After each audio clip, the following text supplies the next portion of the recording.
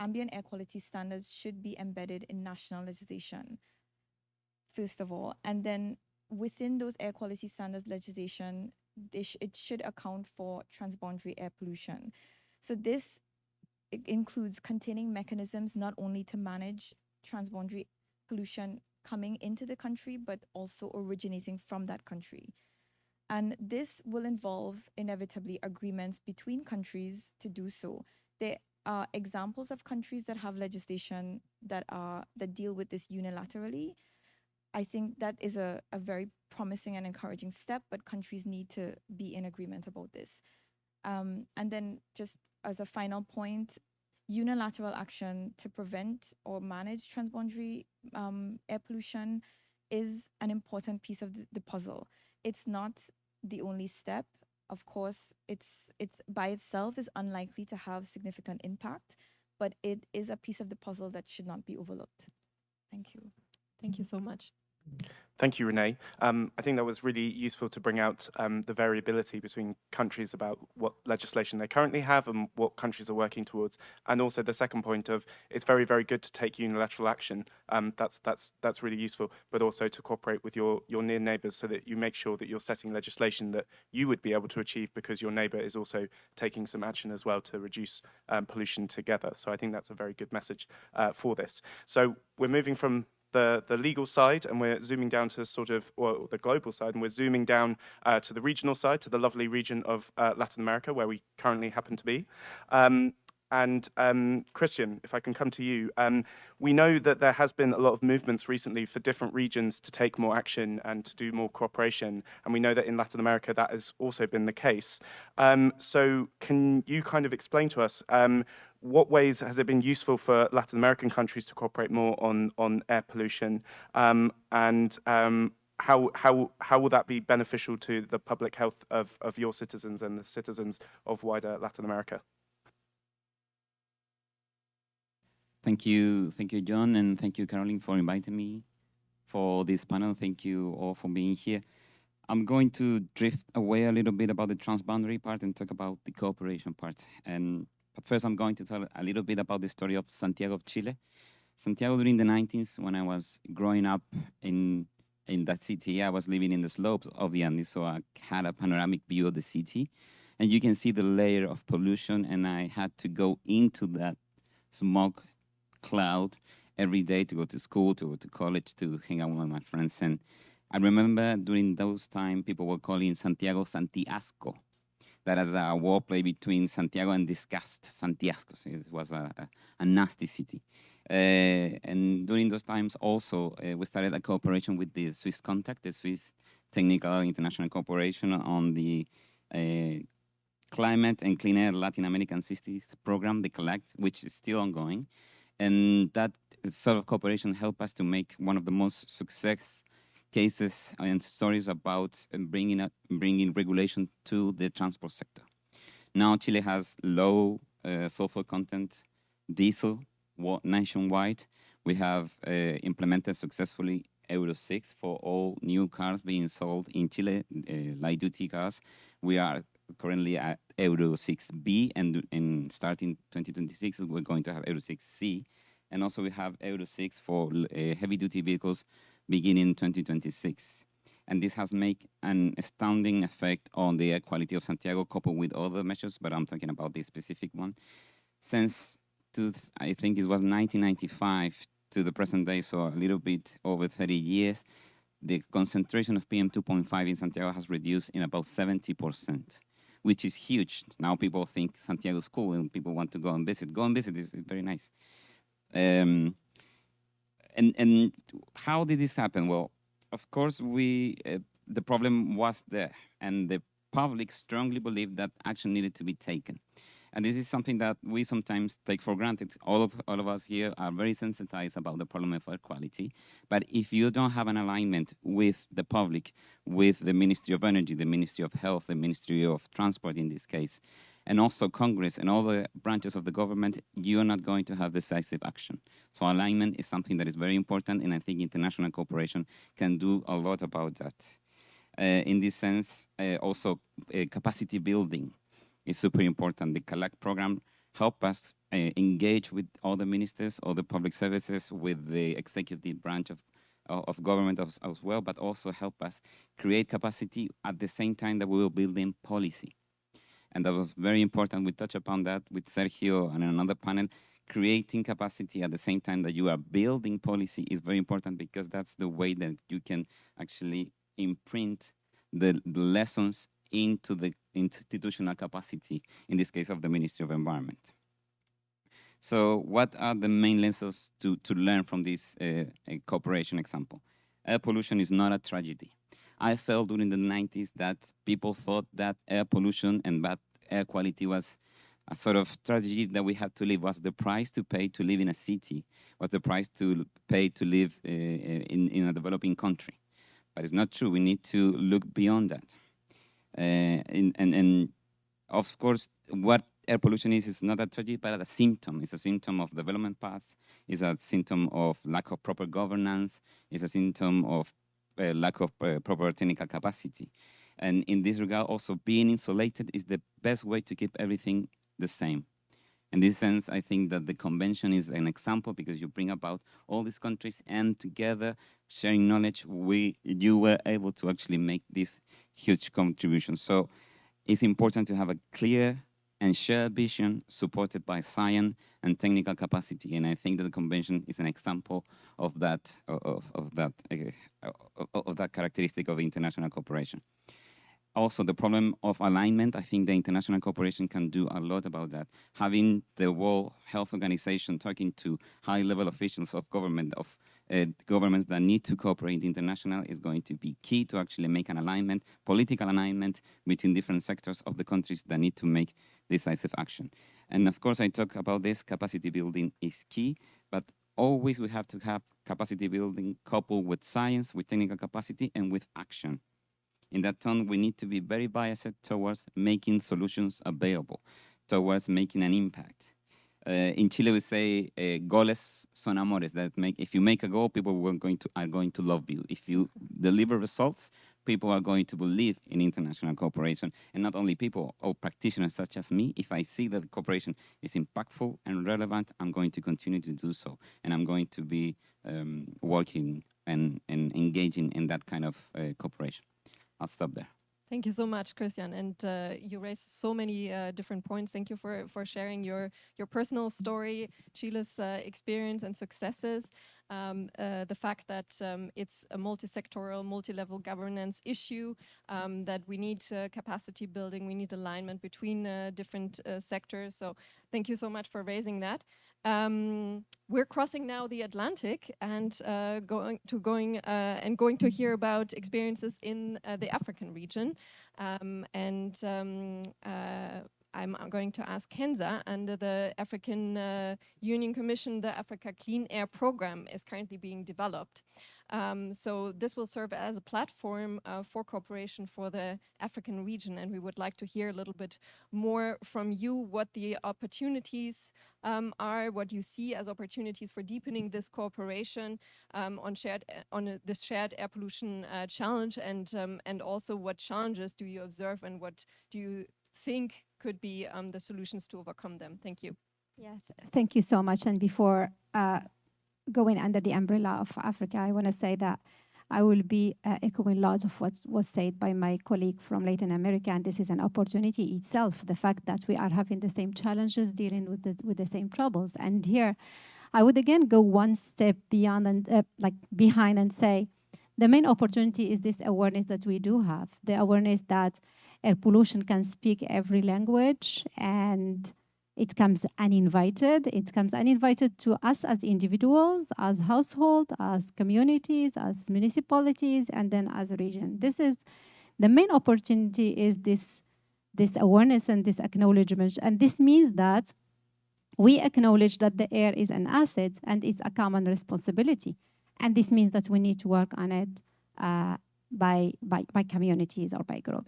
It's not individually, it's kind of a global team sport that should be done by teams, and we have the players, we have the science and we have the growing momentum around this. And this is exactly what happened in Africa with ACAP. So it started with the integrated assessment of air pollution and climate change for sustainable development in Africa. And it was kind of a collaboration between scientists, policymakers, and practitioners. And then the integrated assessment was issued, and then it proposed the ACAP. And as I mentioned in one of the previous panels, when we finished the assessment, we were all of us asking about implementation, and we were kind of daydreaming of having the ACAP.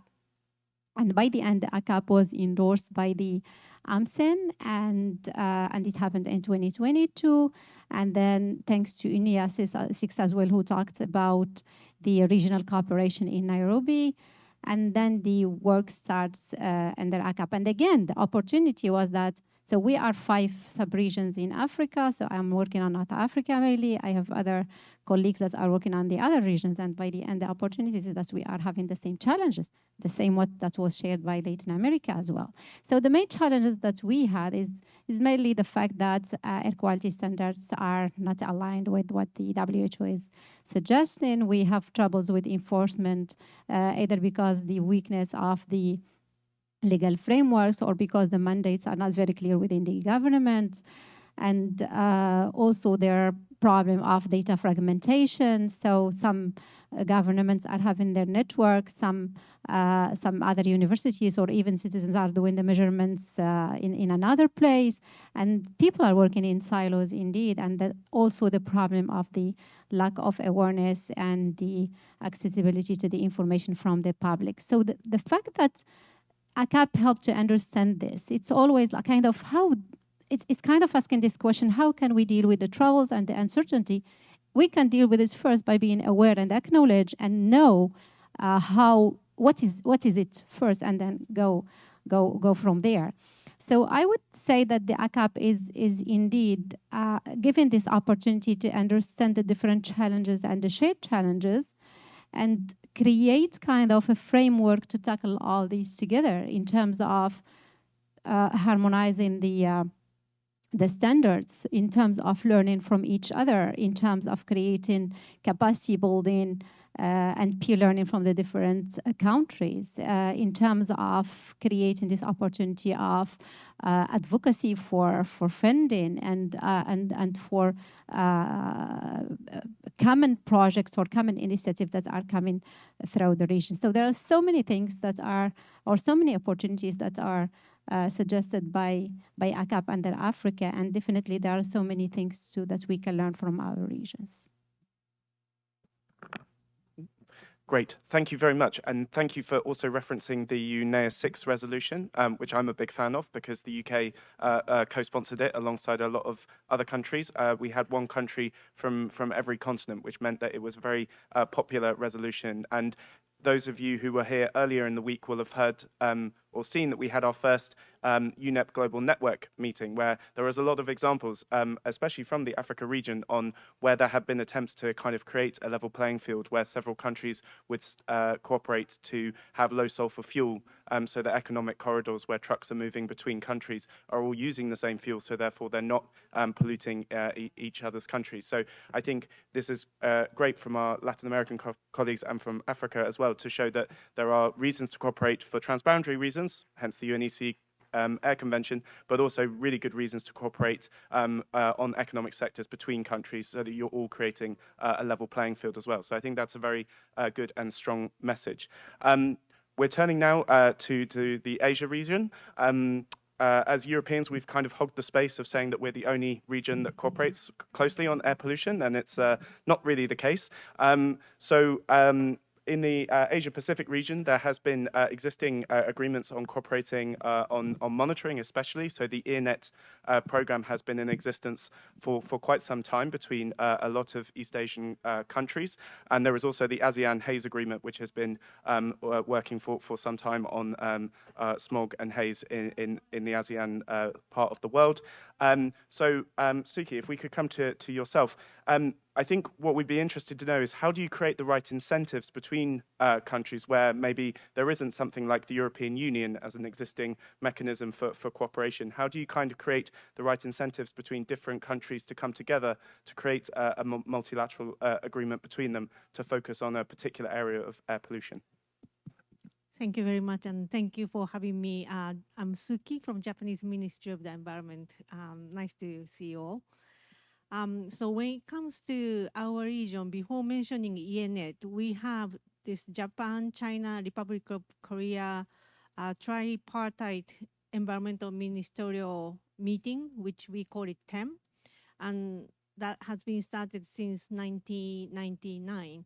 And the reason is obviously you might be able to guess that the Japan introduced environmental measures since 70s, but then although whatever we do, we are affected by transboundary air pollution. So in order to address those issues, we started this TEM. And this meeting, this three-country meeting, ministerial meeting, has been ongoing whatever happened between our countries politically, but this environmental meeting has never been really affected. So we consider this platform really important place for us to discuss environmental issues. And then that happened 1999.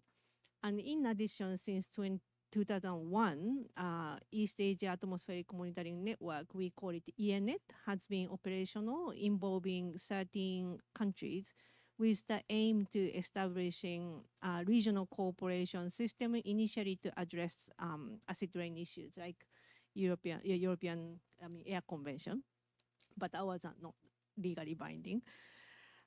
13 countries include 8 ASEAN countries, plus Japan, Republic of Korea, China, Mongolia, and Russia. And since there are only 13 countries, we are very close-knitted, and of course, there are lots of differences in the views, but we are able to discuss the issues past, say, 25 years. And at intergovernmental meeting held in 2020, the Japan strongly facilitated an agreement to expand the scope of the pollutants other than acid rain, and also facilitated an agreement to establish the project fund under ENET that not only participating countries, but also stakeholders, academic institutions, international organizations can contribute. The reason is because since ENET is not legally binding network, if we just wait for voluntary contribution, nobody would bring us the voluntary contribution. So we started this project fund and make it clear our interest is those projects, and but we don't have all the money to be able to fund all these projects. So, for example, Japan can provide the money for this and this and this, and if there's anyone interested, then you can contribute the fund or some sort of in-kind assistance. So that's the reason behind we really strongly facilitated to establish this fund. And to this end, taking into account the UN resolution on nitrogen management, and since ENET has accumulated the data, including NOx and ammonia, past 25 years, which we didn't use so much, we showcase that this is the data we have, and we would like to contribute to the nitrogen discussion by using this data. Then we show we are prepared to contribute. Another reason behind is because UN resolution facilitated nitrogen management, which is great, but there is also discussion within the working group on nitrogen. There's a discussion regarding establishing scientific committee or panel, and we are not sure if we need to really identify scientists from all over the world to talk about nitrogen, because there are data already, and we didn't really see the need to have another layer of scientists. For example, in our case, there are only 2 scientists we can nominate for the nitrogen discussion, and they are nominated to all the process that is happening. So we are tired of really managing those layers. So we rather encourage ENET to be considered for this discussion to be contributed. So we made it clear what we can do. Then this led to successful collaboration with UNSCAP, and they had provided us with the co-finance to implement a project with involving 4 ASEAN countries. And also now Republic of Korea, China, and Thailand are in a position to be able to provide the technical assistance too. So for example, when we produce the project, we can provide also technical assistance and like a certain amount of money, but a lot of technical assistance could come from those countries as well as an in-kind contribution. So the collaboration is becoming stronger and stronger. So the incentive is to be able to access to more opportunity if data can really contribute to the policy and social needs. In order to make it happen, we kind of created the structural change for it. Thank you so much, Suki, for taking us a little bit through the history and the development of EANET and how it has also expanded its scope. That's great to hear, and also like how you manage financial resources to fund projects, yeah, I think that's also an important piece of information and the scientific collaboration that you mentioned. So. We've now heard from all our panelists, almost all of our panelists, why we need regional cooperation. We've heard about the role of national legislation. We have heard from the different regions, experiences from the different regions. Now I really want to go back a little bit to where we started, to the health sector, and from your perspective as an air quality and health professional, Michael, how could setting a common health target help to strengthen existing agreements on air pollution and other international cooperation initiatives to tackle air pollution, and how can the health sector really play a more active role in environmental agreements on air pollution? So coming back to leveraging the health voice. Yes. Thank you. Maybe before coming to, I will answer to your question, but I want to emphasize, I like very much comments from colleagues about value of collaboration and common development of tools. Perhaps this has to be spelled out. I mean, there's not collaboration just to meet together and talk together, but we do realize, and the convention work under convention is an example of this, that this kind of structure, for in this case formal structure, is using the best possible expertise in the region. And I want to emphasize, I mean, somebody mentioned European Convention. It's not European Convention. It includes United States and Canada. So it is really big. And one of the task forces was hemispheric task force looking around the globe. So this structure enables to get the best scientists, the best groups to do the work for the others.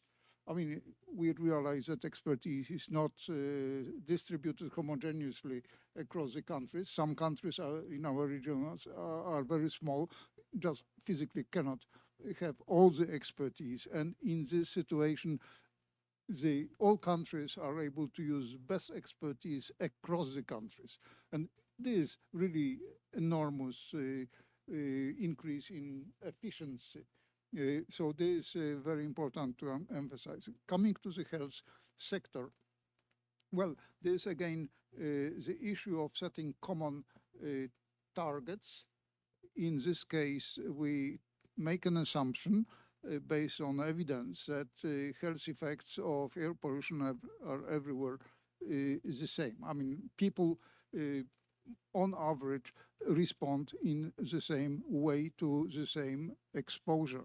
So the idea is to reduce exposure in similar way in all member states. Of course, it doesn't mean that emissions have to be reduced everywhere in the same way. For this, the convention developed tools of attributing emission reduction to individual member states, to or parties to the convention, and to various sectors. Modeling this and optimizing this in discussion with the countries. It's a big process which is machinery under the convention. There's not just a bureaucracy. There is a lot of work going on this. And exactly for this work, the health sector or the health evidence helps to set the focus of this enormous work.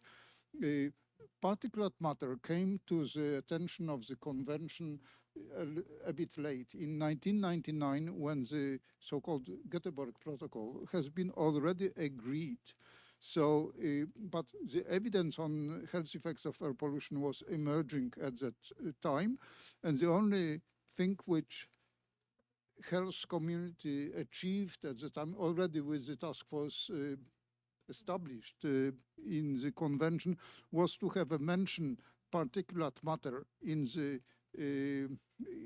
Göteborg Protocol, which was actually not intended to do it. So there was, but this allowed work on particulate matter in particular. Sorry for this, including first attempts to model particulate matter. There was, you can, maybe you cannot imagine that there is no model of certain pollutant, but at that time, there was no regional or even national model how particulate matter is going across the regions, through the borders, and so on. So this question put charge to the modelers at the time in UK, especially to start thinking about it, and then developed very, on today's standards, very basic models.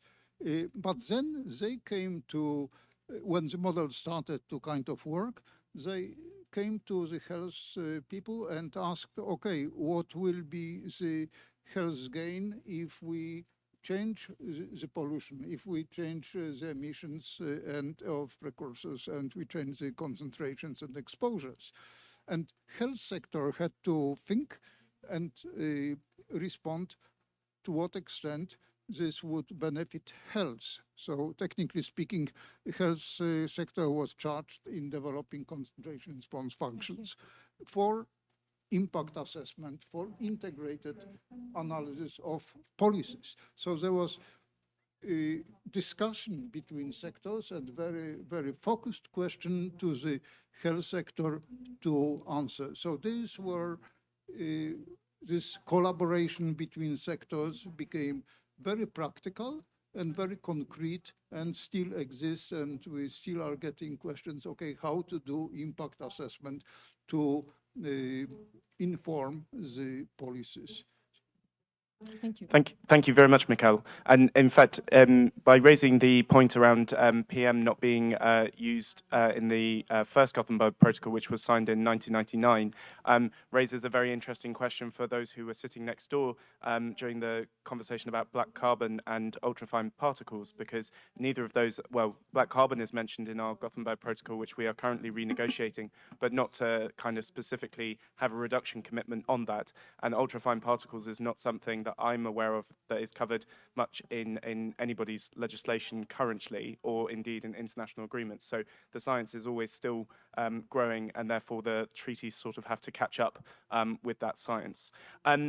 So I hope everybody was paying attention, because now it's your turn to ask some questions to our very illustrious panel. And Carolyn is going to be able to run around and give the microphone. So please, if you could raise your hand, and Carolyn will rush over to you. Yeah. And I'm ask coming. a question. The gentleman at the back. Please identify yourself, and then you can raise the question. Thank you very much. Very interesting. I'm Juan Pablo. I'm Colombian, but I work in the University of Oxford in the UK. I'm very aware that I'm deviating a little bit, but I want to prompt you with a reflection. I find that there's like a colonial undertone to some of these conversations. And could it not be argued that when international companies come to Colombia to emit much more than what they could emit back in their country, is this not part of a transboundary outsourcing of pollution that should be addressed? Is this not an opportunity? Could you speak closer to the microphone? So. Is this not an opportunity for us to? Sorry, I'm typically people complain because I speak too loud. So this is a first. Maybe it's the cost of being a Colombian living in the UK.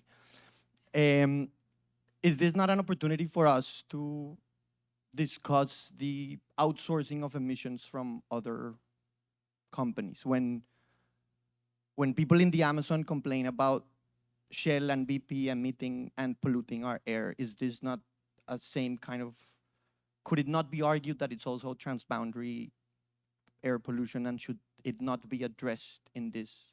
When people in the Amazon, could we not make the same argument that in the anecdote that you were telling of the Swedish scientists asking politely to the UK not to pollute their air? Is this not kind of what's happening? And could we not open a door for these kinds of conversations?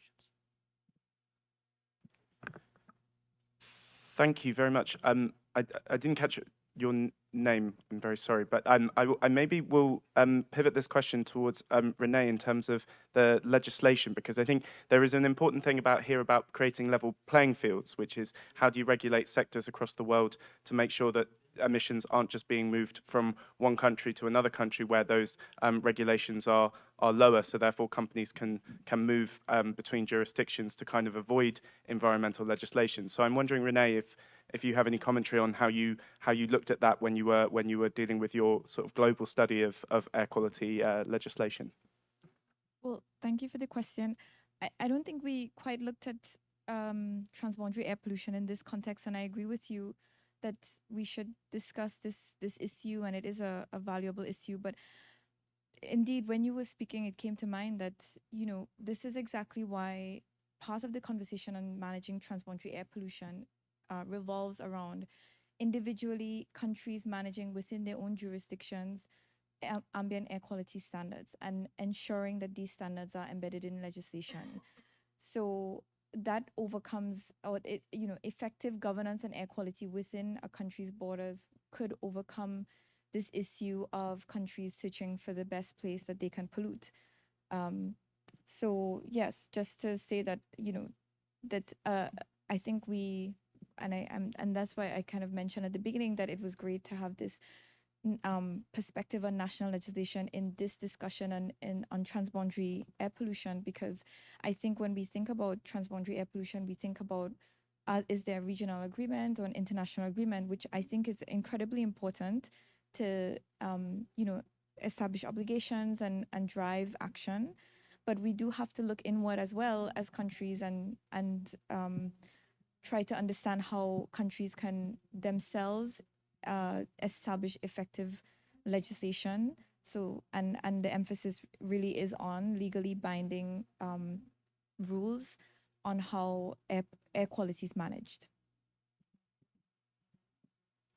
Thanks, Juan Pablo. I have very strong thoughts about this. I'll try to water them down so I'm not being too polemic. I understand that globally this happens. Of course, there are in a way you are translating or you are moving your emissions to other countries. Inside countries also happens. In Chile, we have what we call transition zones. Formerly, they were known as sacrificial zones. These are zones that are quote unquote sacrifice in the name of development because they are they have a higher density of productive industries that are also very polluting industries. And I think this is all the reason to actually have international cooperation so that we can showcase and to tell to the world that we are having this effect in our countries. That is something that is happening in the developing countries, in the South, in the global South, as it's called. I don't like the term global South. I won't get into that, but I don't like it that much. And that's one of the reasons why in a cooperation we have an horizontal conversation. We are all the same. That's the whole point. And we can show the world that we are having these kind of problems. But also we have to understand that sometimes these this phenomena of having this. We were talking about this with my colleagues last year, and we frame it on the context of the nucleus or the center and the periphery. And the idea that a periphery exists is a political design. It's not something that happened because. And I was saying in the beginning of my first intervention that bad air quality or pollution is a symptom of some development paths. And sometimes these decisions were consciously made by some of the legislators to actually allow these sacrificial zones to exist. Now we have to go back, make some more intervention on that area, and international cooperation is going to help us to actually do it without having a rebound effect. For me, that's the importance of having the power of a global network as the one that we are going to raise now, or having the power of working together with the convention to actually tell the politicians and work, again, with this alignment between different levels of government, between different institutions in government, and also with the local communities to understand this is the problem that we are facing and how we can make it not happen again.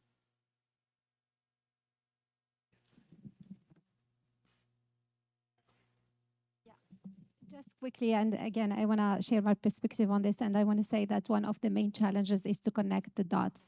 We are talking about the global and regional, and the problem you mentioned is local, and connecting the dots between what's in global and the regional and what is local is our main challenges. And a quick story about this. We had a meeting with the local authority once, and we had someone from the civil society that was claiming this, and then the person from the local authority said, you have to choose. What do you want? Do you want electricity or do you want health? Because the guy was claiming PM and the concentration of PM. It's kind of balanced, and I agree that it's a question of local society that should talk about this, but it's kind of a difference between the local and global regional. No, not at all. Great perspectives. Any other questions? Do we have any other questions? Yeah, we have a question here. From Ebba. Thank you. So my name is Ebba Malmqvist, and I follow the Air Convention. One of the protocols, one of the important protocols of the Air Convention is now being revised. So my question to you, either John, Michelle, or Caroline, who would feel they can respond, what would be your wishes for a revised Gothenburg Protocol? John? Yeah.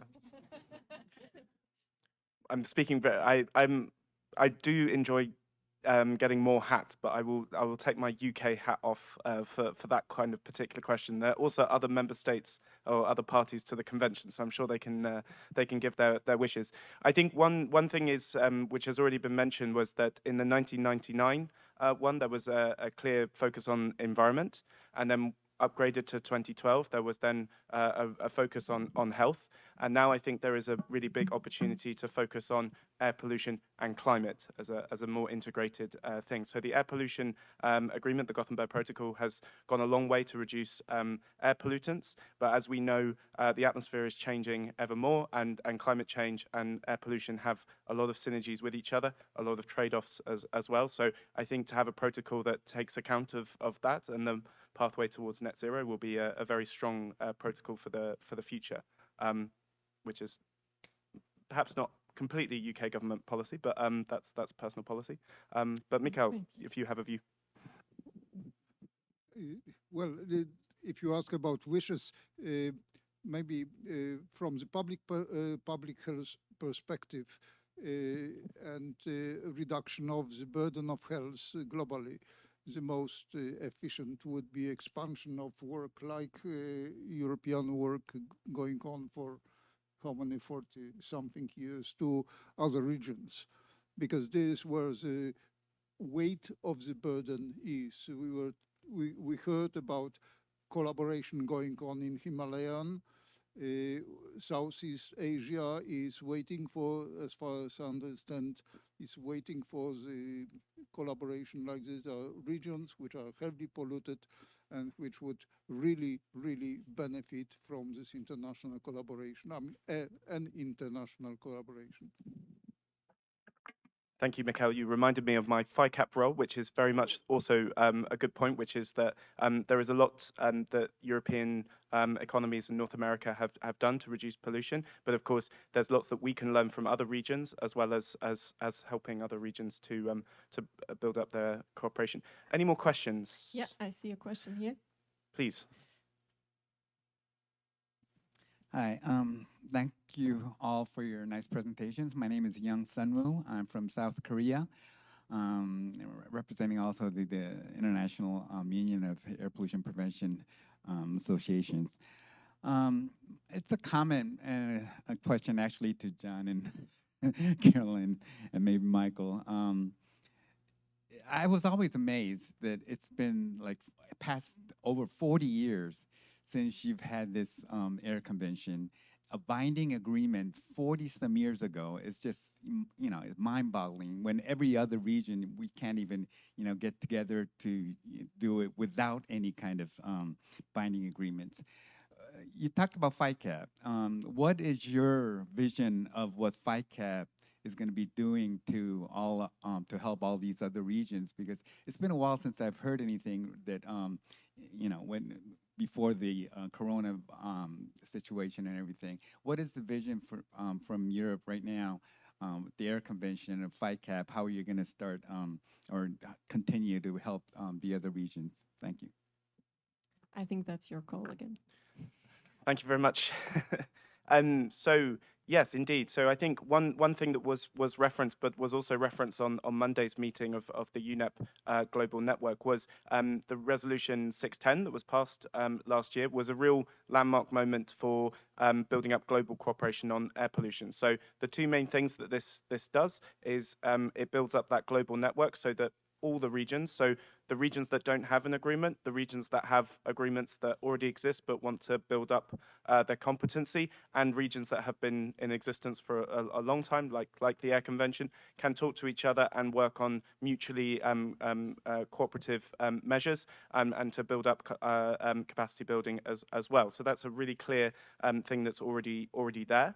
The other side was, it's been mentioned a lot this week, is the CCAC's AQMX program, which is a online portal of lots of information on guidance on tackling air pollution. If you look through the repository, you'll notice a lot of information on there is from the UNECE region, because there was a 45 years worth of guidance and tools and other things to put up there. So there are a lot of things that are already happening, and our sort of view of FICAP is that we will be supporting these initiatives as they go forward, with colleagues at UNEP, the CCAC, and also our gracious host, the WHO as well, because they have the proper global voice for kind of building up action between regions, and we as the UNECE can be very supportive in that. So I will leave that at that.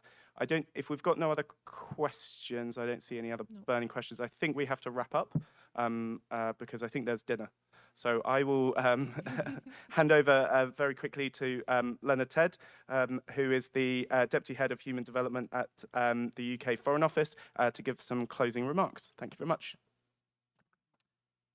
Thanks, John. I'll be very brief because we're just at time. I mean, I was just so struck by a lot of what you all covered, and from the presentation, from that animation of the ozone, of the smog moving around continents, through to the rich history from the European region and how much has been done, and the willingness that you've had to share that, the e-learning, just hearing about the air quality management exchange platform and the resources that are there.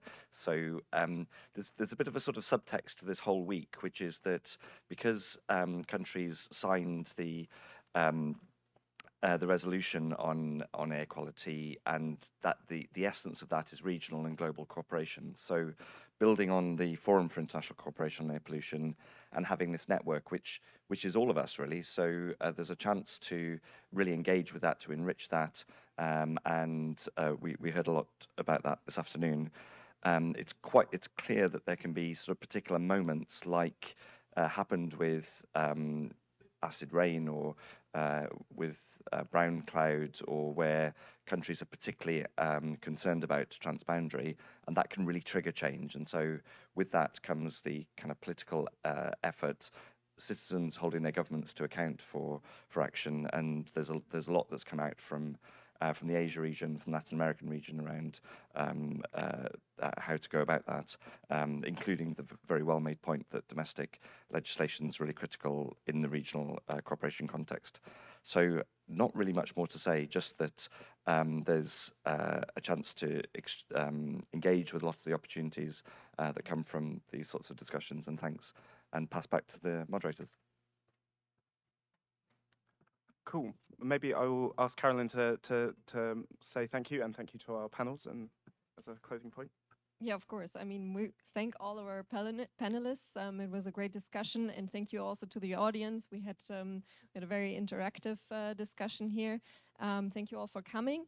I'm asked to tell you that you are invited to a dinner in Claustro de las Animas, and that will be followed by a concert. So we see you all there, and thank you very much for coming again. And thank you to our panelists. Big hand of applause.